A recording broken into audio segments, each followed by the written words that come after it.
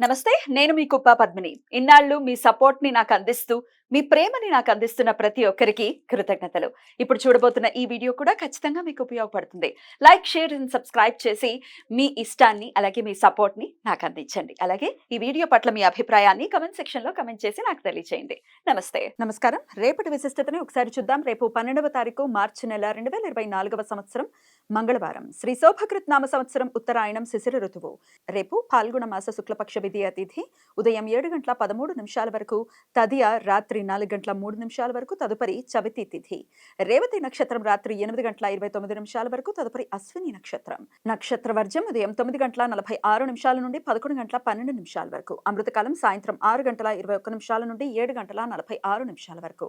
హైదరాబాద్ ప్రాంతం వారికి రేపు సూర్యోదయం ఉదయం 6:26 సూర్యాస్తమయం సాయంత్రం 6:25 చంద్రోదయం ఉదయం 7:47 చంద్రాస్తమయం రాత్రి 8:35 అభిజిత్ ముహూర్తం మధ్యాహ్నం 12:02 నుండి 12:50 వరకు. దుర్ముహూర్తం ఉదయం 8:50 నుండి 9:38 వరకు. మరలా రాత్రి 11:13 నుండి 12:01 వరకు.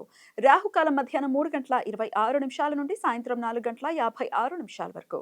గుళిక కాలం మధ్యాహ్నం 12:26 నుండి 1:56 వరకు. యమగండ కాలం ఉదయం 9:26 నుండి 10:56 వరకు.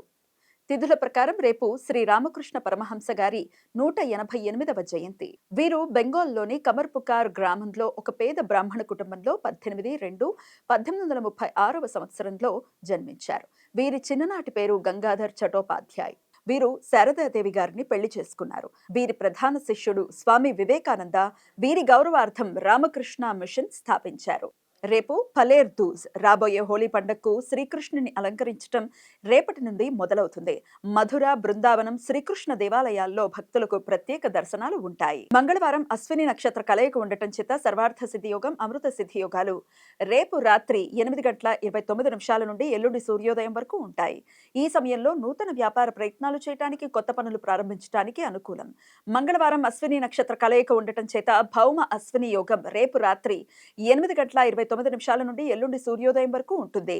మృత్యు భయం కంటే భయంకరమైన మహామృత్యు భయం నుండి బయటపడటానికి భక్తులు దేవి అథర్వ శీర్ష పారాయణం చేస్తారు. ఈ సమాచారాన్ని మనకందించిన వారు మేడికొండూరు విశ్వనాథ్ ప్రసాద్ గారు. ఆయనకు కృతజ్ఞతలు తెలియజేస్తూ నారాయణ స్మరణతో సమస్త సన్మంగళాని భవంతు. నమస్కారం.